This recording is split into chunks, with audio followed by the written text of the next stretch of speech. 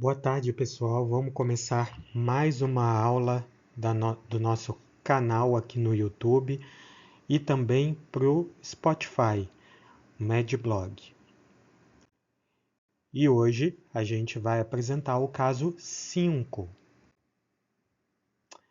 nosso caso 5, o caso da semana, ele fala de uma paciente, uma mulher de 48 anos, que liga para o telefone de emergência e é levada ao pronto-socorro queixando de dispneia súbita. Então a gente tem aqui a nossa queixa principal, né? Uma paciente com dispneia súbita. Ela relata que estava de pé na cozinha fazendo jantar quando subitamente sentiu uma falta de ar, percebeu o coração disparar, ficou com a cabeça leve e pensou que fosse desmaiar. Então a gente tem uma dispneia de início súbito associado a uma taquicardia, uma sensação de lipotímia, né, que é essa sensação de desmaio.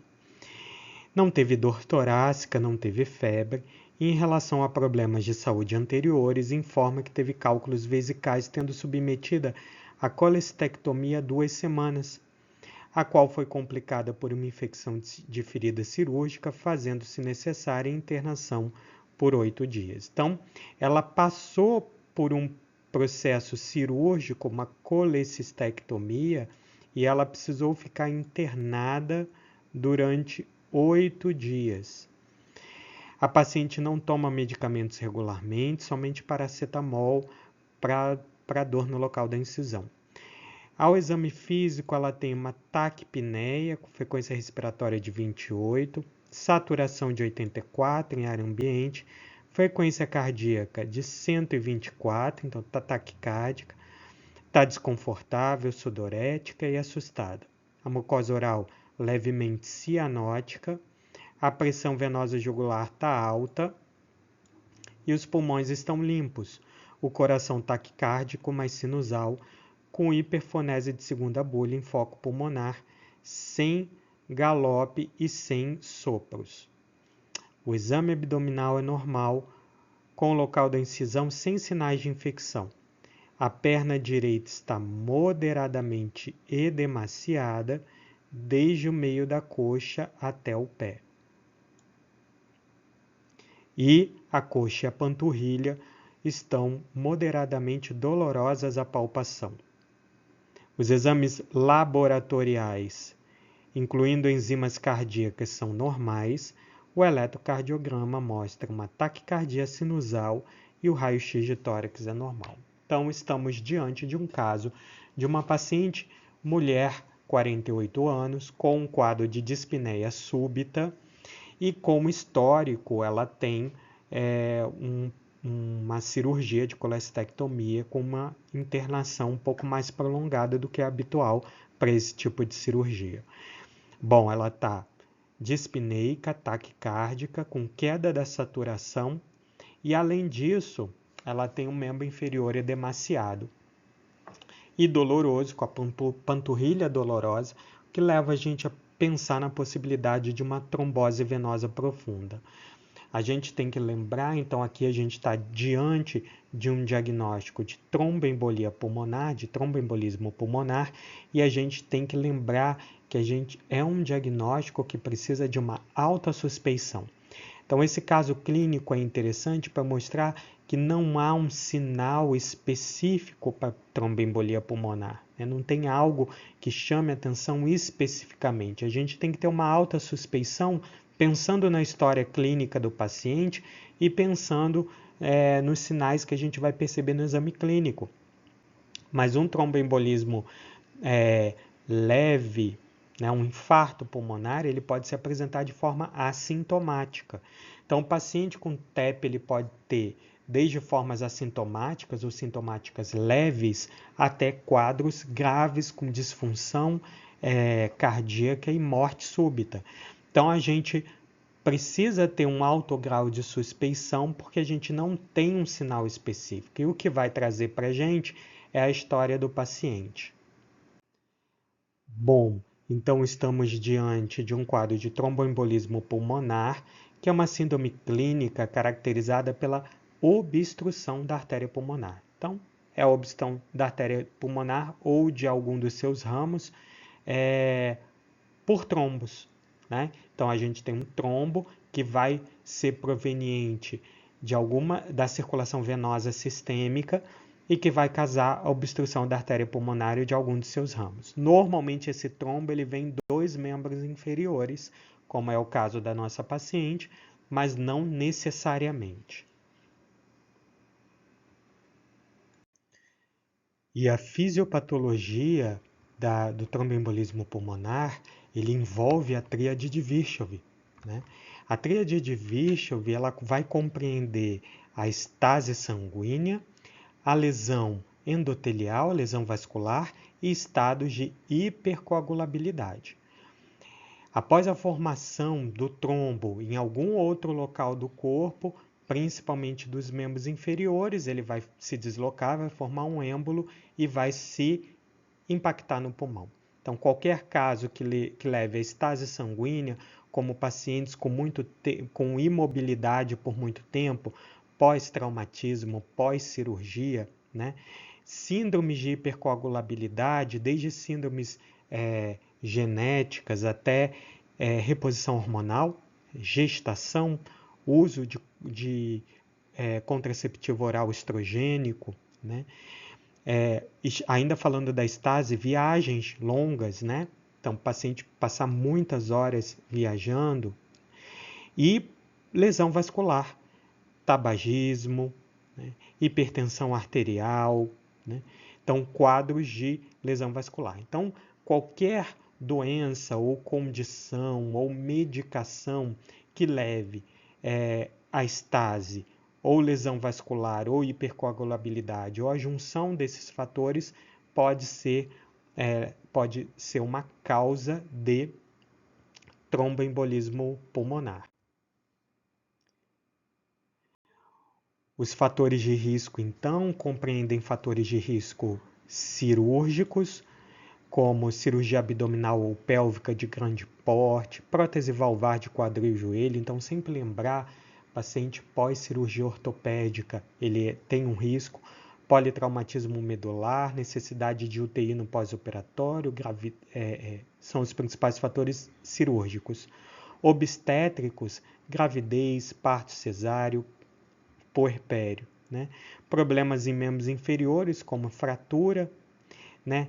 Paciente com AVE, que tem paralisia do membro, isso vai contribuir para a estase. Malignidade, então, neoplasia intraabdominal ou pélvica, muitas vezes comprime os vasos pélvicos e isso leva à estase da circulação. Doença avançada ou metastática, quimioterapia, né? Paciente com imobilidade maior que 3 dias. A nossa paciente ficou 8 dias internada.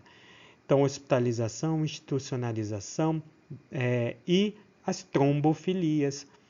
São condições hereditárias, como a deficiência de antitrombina, a deficiência de proteína C, proteína S, síndrome do anticorpo antifosfolipídio, homozigose para fator 5 de Leiden, para mutação do gene da protrombina. Então, esses seriam os fatores de risco que a gente chama de fatores de risco maiores.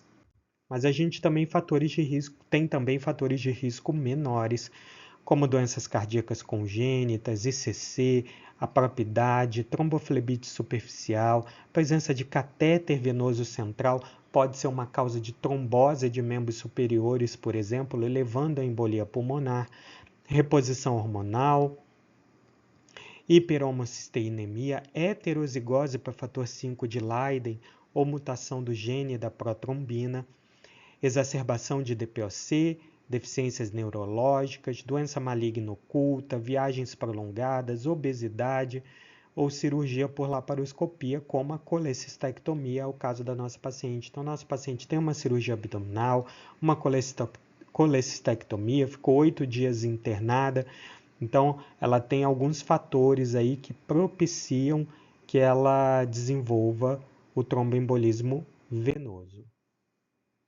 E as trombofilias? A gente deve suspeitar das trombofilias naquele paciente com tromboembolismo venoso recorrente e menores de 50 anos. Então, paciente tem menos de 50 anos, tem TEV recorrente ou um TEV imotivado, sem causa clara, a gente tem que suspeitar de trombofilia e investigar. Bom, então esses trombos, eles podem parar na circulação pulmonar, né?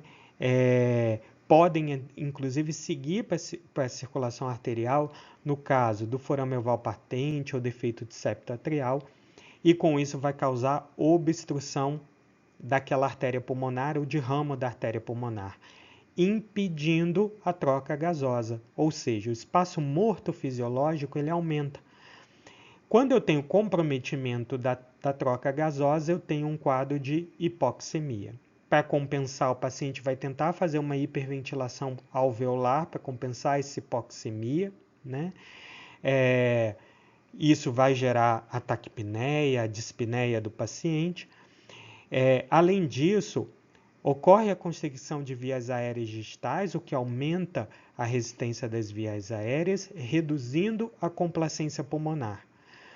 Todo esse quadro pode gerar uma hipertensão pulmonar com consequente disfunção de VD, principalmente naquelas embolias pulmonares maciças. A gente tem sobrecarga de VD, pode ter disfunção de VD associado, e isso é um sinal de gravidade. Então, embolia pulmonar com disfunção de VD, ventrículo direito, a gente tem uma gravidade maior. Bom, a tromboembolia pulmonar ela pode ser dividida em aguda, subaguda ou crônica, de acordo com o início do quadro, né? No quadro agudo, no TEV agudo, a gente tem os sintomas começando imediatamente com a obstrução, é o caso da nossa paciente. No subagudo, os sintomas demoram alguns dias para acontecer.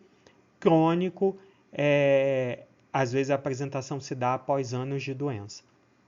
E de acordo com a localização do trombo, ele pode ser em cela, na bifurcação das artérias pulmonares, isso é grave, porque a gente vai estar pegando as duas artérias pulmonares.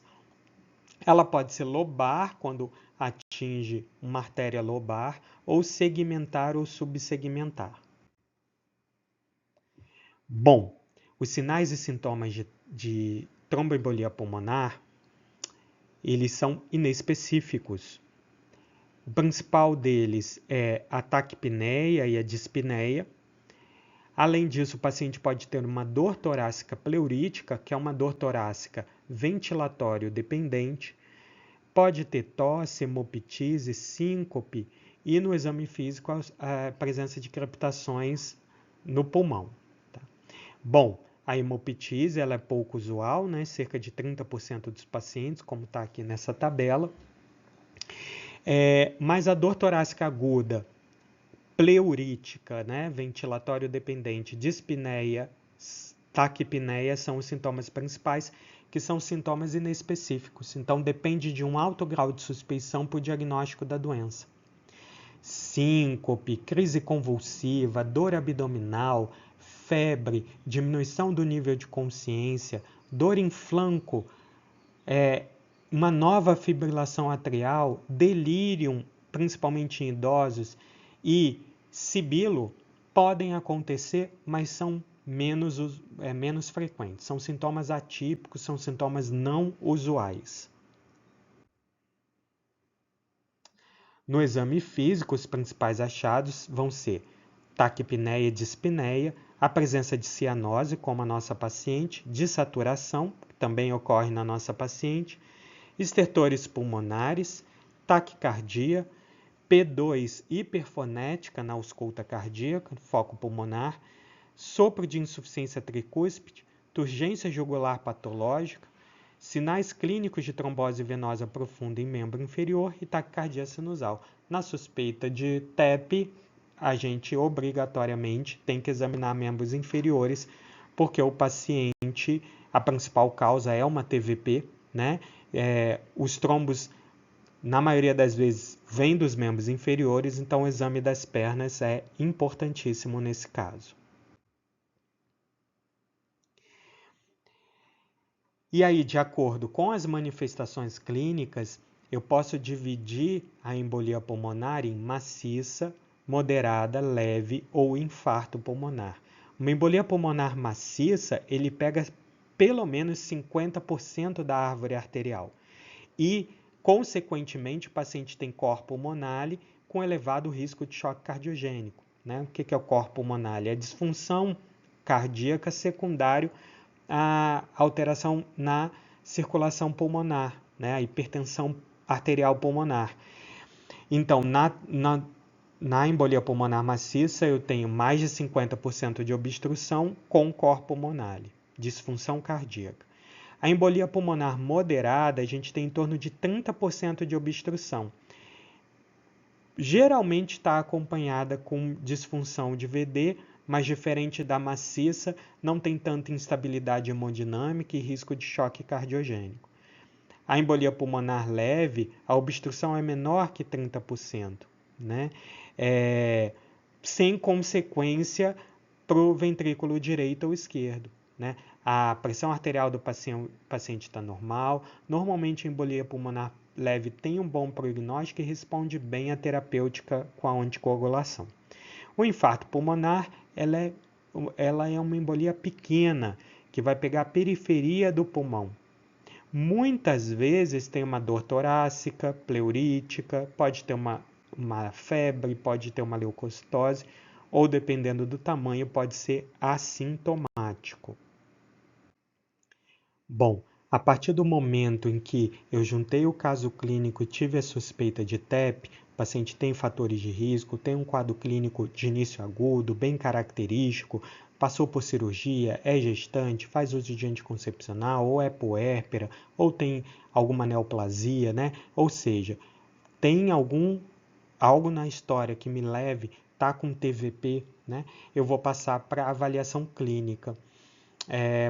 Para tentar fechar o diagnóstico, o score que a gente vai aplicar aqui é o score de Wells, que vai me dar a probabilidade de TEP.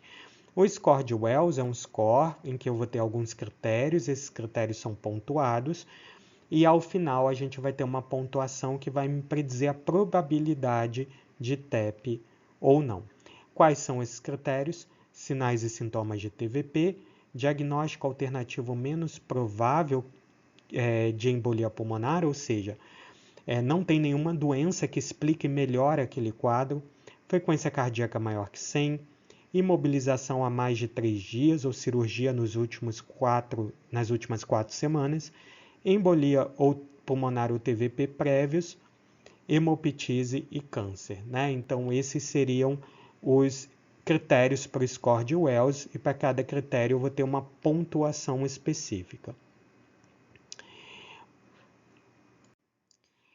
Para aqueles pacientes que têm uma baixa probabilidade, ou seja, tem um Wells menor que 2, por exemplo, eu vou aplicar o critério PERC. Então, o critério PERC eu vou aplicar para aqueles pacientes que têm um Wells com baixa probabilidade. Esses critérios eu vou levar em consideração 8 pontos.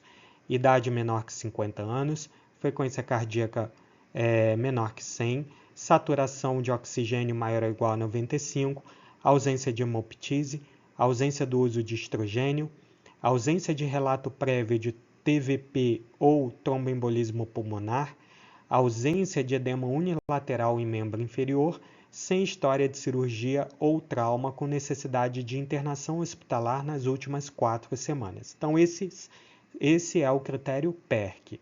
Então, eu avalio o critério Wells. Se ele tiver uma baixa probabilidade, eu vou aplicar o critério PERC.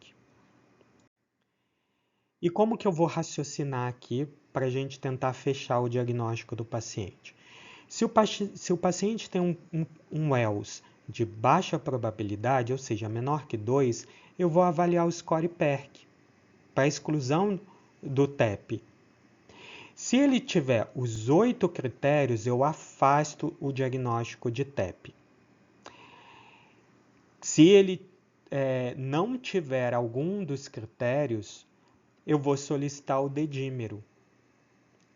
Dedímero negativo, não há TEP. Dedímero positivo, eu preciso fazer um exame confirmatório. O mais utilizado é a angio-TC. Ok? Então, baixa probabilidade com todos os critérios PERC presentes, excluo o TEP. Se tiver algum critério PERC ausente, eu vou solicitar o dedímero. Dedímero positivo, eu vou seguir o diagnóstico fazendo angio-TC. Dedímero negativo, eu excluo a possibilidade de TEP. Se o ELS for de 2 a 6, aí eu vou solicitar o dedímero. Dedímero negativo, não prossigo a investigação, não tem TEP. Dedímero positivo, eu vou para o exame de imagem, o mais utilizado é a angio-TC. Mas naqueles pacientes que a probabilidade é muito alta, a suspeita é muito forte, eu posso ir direto para o exame de imagem sem pedir o dedímero. E se o ELS é maior que 6, não há necessidade de solicitar o dedímero, eu vou direto para o exame de imagem, que é a angio-TC. Ok?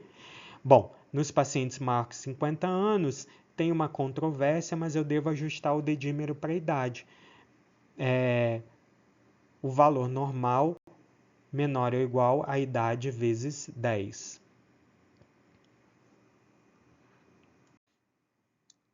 Um outro score que pode ser utilizado é o score de Geneva, que vai levar alguns critérios que eu coloquei aqui, e aí os pacientes com 0 a 3 pontos vão ter baixa probabilidade, 4 a 10 pontos, média probabilidade, 11 a 22 pontos, alta probabilidade. Bom, a gente tem que lembrar sempre do diagnóstico diferencial, né? Que condições podem fazer diagnóstico diferencial com tromboembolismo pulmonar? Né? Paciente com dor musculoesquelética, pleurite, pericardite, trauma pulmonar, crise falcêmica, pneumonia, síndrome coronariana aguda, síndrome do desconforto respiratório agudo, insuficiência cardíaca aguda, cor pulmonale, tamponamento cardíaco, hipertensão pulmonar, pneumotórax e transtornos de ansiedade. São algumas condições que fazem diagnóstico diferencial e que eu posso pensar também nesse caso. Mas a nossa paciente ele é muito clássico, né? Ela tem uma TVP, ela tem uma dispneia súbita, com taquipneia, com taquicardíaca, com dessaturação. Então, o quadro me leva muito a pensar. Ela tem um score de Wells de alta probabilidade, né? Então, a nossa paciente ela tem indicação de ir direto para angio-TC. Eu não preciso nem solicitar o dedímero para ela. Um outro score que a gente utiliza é o score PESI, que é um score de prognóstico, certo? Então, a gente tem o score de Wells, o PERC, os critérios PERC, que vão me dar a probabilidade e se eu vou solicitar o dedímero antes ou se eu vou levar o paciente direto para angio-TC. O score PES é um score de prognóstico, né? Então aqui a gente vai considerar alguns parâmetros clínicos como idade, história de câncer, o sexo, presença de insuficiência cardíaca, doença pulmonar crônica, a frequência cardíaca, a pressão sistólica, a frequência respiratória, temperatura, se tem alteração do nível de consciência, é a saturação de O2. E aí eu vou dividir os pacientes em pacientes de baixo risco e pacientes de alto risco.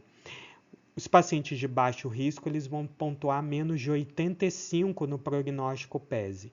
Então, pacientes de baixo risco pontuam menor ou igual a 85 e alto risco acima de 85. Então, o score PESI é um score de prognóstico. Paciente de alto risco eu tenho que internar. Obrigatoriamente eu tenho que internar, ok? Bom, existe uma outra forma de estratificar esses pacientes, que é usando a estratificação da Sociedade Europeia de Cardiologia, que vai considerar a presença de instabilidade hemodinâmica, um PESI de alto risco ou baixo risco, disfunção de VD e troponina. Okay? Então, os pacientes de alto risco seriam aqueles com instabilidade hemodinâmica, com um PESE que pode ter ou não alto risco, disfunção de VD e troponina elevada ou não. Então, tem instabilidade hemodinâmica, é um paciente de alto risco.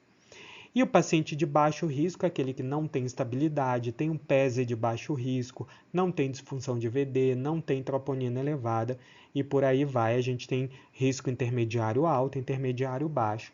Então é uma outra forma de estratificar, além do PESE.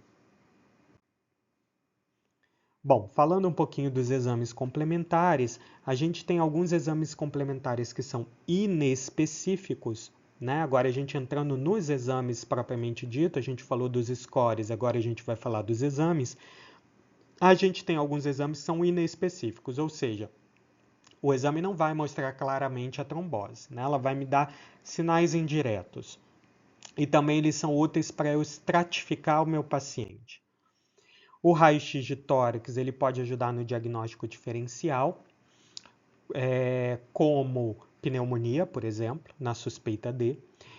Se normal, ele reforça a suspeita de TEP, ou seja, o raio-x de tórax não exclui se ele estiver normal. Ele não exclui nem confirma, né? Ele pode me dar sinais indiretos, como a telectasia laminar, elevação da cúpula diafragmática, pode ter derrame pleural e os famosos sinais de Westermarck, o aumento das artérias pulmonares, que é o sinal de Pala, né? E a corcova de Hampton, que é a opacidade periférica em cunha. São sinais muito falados, característicos, mas eles não são obrigatórios estarem presentes, eles não estarão presentes sempre. Então aqui a gente tem o sinal de Westermarck, que é a oligoemia focal, que é comparem aqui o pulmão direito, que a gente tem a vascularização, a trama vascular aqui no pulmão direito, a trama vascular bem presente, e aqui no pulmão esquerdo a ausência da trama vascular. Essa ausência, essa redução da trama vascular é o sinal de Westermarck, que é a oligoemia focal. O sinal da corcova de Hampton, que vai mostrar uma imagem triangular com a base voltada para a pleura, né? É um infarto pulmonar aqui na periferia, então é a corcova de Hampton. E o sinal de Pala, que é o engurgitamento da artéria pulmonar que a gente está observando aqui. Bom, o que a gente precisa falar do eletrocardiograma, a gente tem um padrão clássico que é o S1Q3T3, né? Presença de onda S em D1, onda Q em D3 e onda T em D3. É clássico, mas ele é incomum. Okay? O mais comum da gente observar no eletrocardiograma é taquicardia sinusal. Então, achado mais comum no eletrocardiograma é a taquicardia sinusal. S1Q3T3, ele é um padrão clássico, mas ele é incomum. E o eletro ele me ajuda muito a avaliar a presença de sobrecarga de VD. Então, uma informação importante do eletro é mostrar a sobrecarga de VD. Um eixo desviado para a direita, uma inversão de onda T de V1 a V3, um bloqueio de ramo direito, SD1 e AVL, onda S aumentada, né? Então, são sinais que vão me mostrar a disfunção de VD que a gente pode encontrar no eletrocardiograma e que dá uma noção de maior gravidade, né, para o quadro. Então, aqui a gente vê onda S em D1, onda Q em D3 e onda T invertida em D3. São padrão clássico de TEP, que é incomum. Então, S1, Q3, T3. Onda S em D1, onda Q em D3, T invertida em D3. A gasometria arterial ela pode me mostrar hipoxemia e hipocapnia pela taquipneia. O ecocardiograma ele é muito útil no diagnóstico diferencial, né? Nesse caso ele é melhor que o eletrocardiograma, porque vai me mostrar a disfunção de VD, que me dá um prognóstico pior, né? A bioquímica, a gente já falou do dedímero, a gente já comentou, né? Como que a gente usa o raciocínio no caso do dedímero, mas a gente também tem a troponina. A troponina, ela vai me dar prognóstico, né? A gente falou da da avaliação de prognóstico da Sociedade Europeia de Cardiologia, que leva em consideração a troponina. Troponina elevada significa disfunção ventricular, significa disfunção cardíaca. E isso o paciente pode ter microinfartos de VD, por exemplo. E isso é um sinal de pior prognóstico.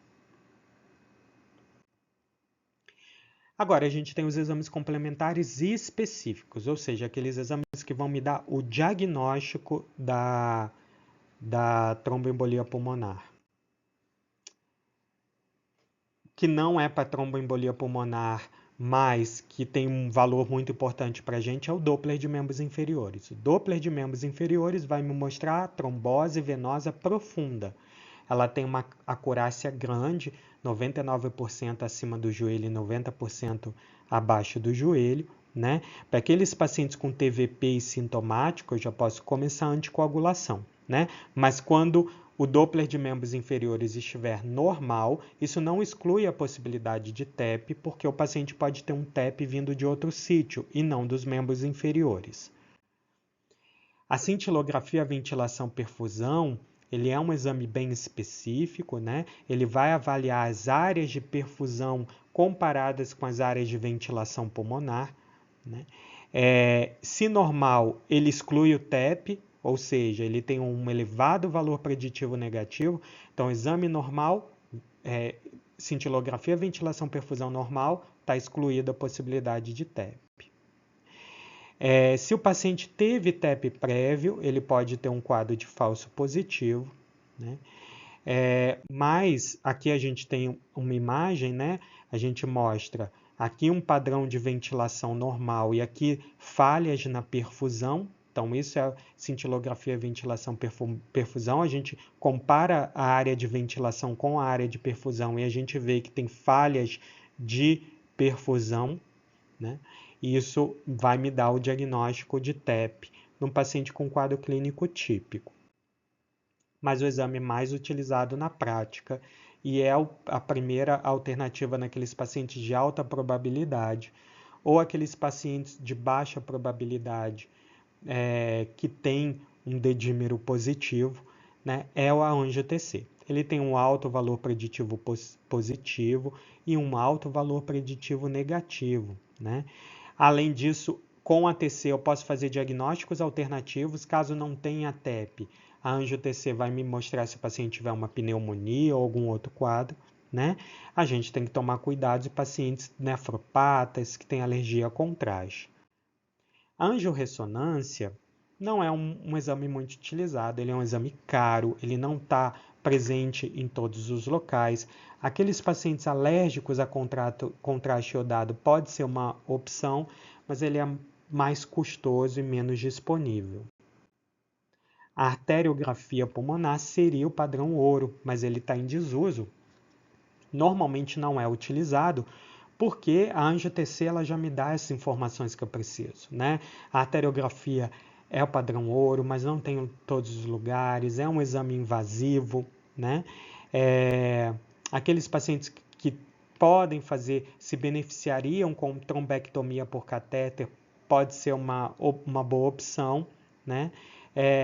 Mas ele pode ser uma alternativa naqueles casos em que outros exames foram inconclusivos. Na maioria das vezes, a angio-TC vai me dar as informações que eu preciso. Então, aqui a gente tem uma arteriografia pulmonar e a seta está mostrando a presença do trombo na artéria pulmonar. Bom, agora a gente vai seguir para o tratamento do tromboembolismo pulmonar. O tratamento, primeiro eu tenho que avaliar se meu paciente está estável ou não. O paciente está estável, ele está bem hemodinamicamente, a parte respiratória dele está estável, então não tem nenhuma instabilidade respiratória nem hemodinâmica. Se ele é de baixo risco, ou seja, tem um PESE de baixo risco, eu posso tratar ele com anticoagulação oral ambulatorial. O paciente está estável, é de baixo risco, vai tratar em casa. Eu posso usar rivaroxabana, apixabana, são os mais usados, mas dabigatrana e edoxabana também podem ser utilizados, lembrando que esses são os novos anticoagulantes orais, né? Se o paciente é de médio ou alto risco, internar.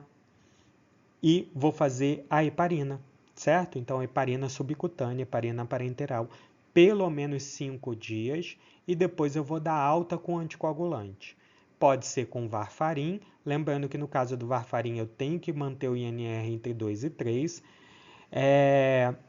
rivaroxabana ou apixabana ambulatorial. Então, tá estável, é baixo risco, vai tratar ambulatorial. É médio ou alto risco, vai internar, fazer a heparina por pelo menos 5 dias, seguido pelos anticoagulantes orais. Quanto tempo eu vou usar esse anticoagulante? Vai depender de cada caso, né? Então, se o paciente tem uma trombofilia, ele vai usar para a vida toda. Se ele tem uma neoplasia, ele vai usar enquanto ele estiver na terapia do câncer, né? Ele vai ter... se é secundário a um fator transitório, por exemplo, gestação, paciente em puerpério, né, é um fator transitório, eu posso manter por 3 meses. Então, o tempo que eu vou fazer essa anticoagulação vai depender muito da causa dos fatores de risco dessa embolia pulmonar. E o uso de trombolítico, eu vou fazer naqueles pacientes com instabilidade hemodinâmica, com disfunção de VD, com embolia pulmonar maciça.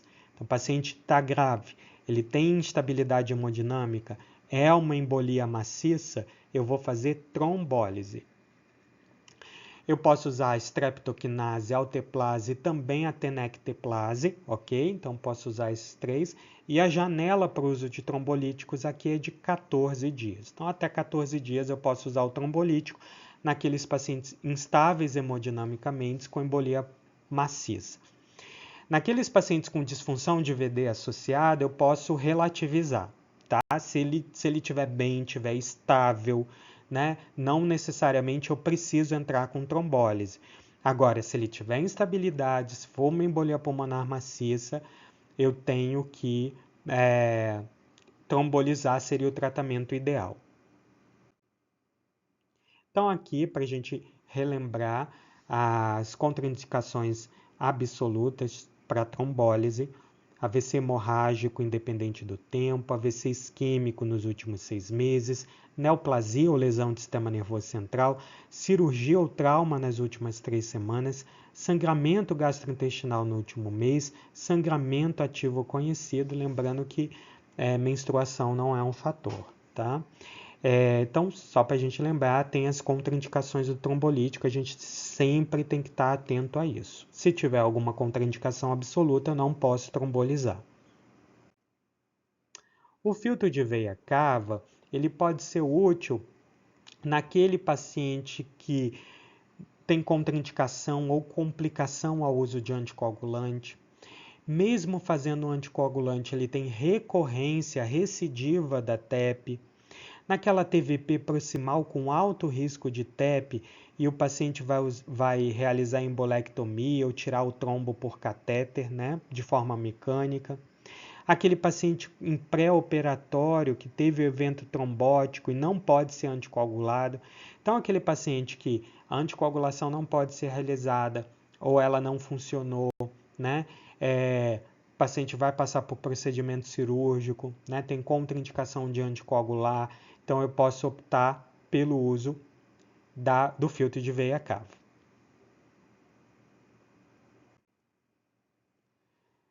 Bom, pessoal, e a gente encerra por aqui a nossa aula de hoje. Espero que vocês tenham gostado. Curtam, compartilhem, comentem, tragam sugestões, sigam o nosso canal, não deixem de seguir, ativar o sininho, que a gente vai vir aí com aulas, sempre com aulas novas, com temas novos e atualizados para vocês, ok? Espero que vocês tenham gostado, não deixem de seguir o canal e até a próxima.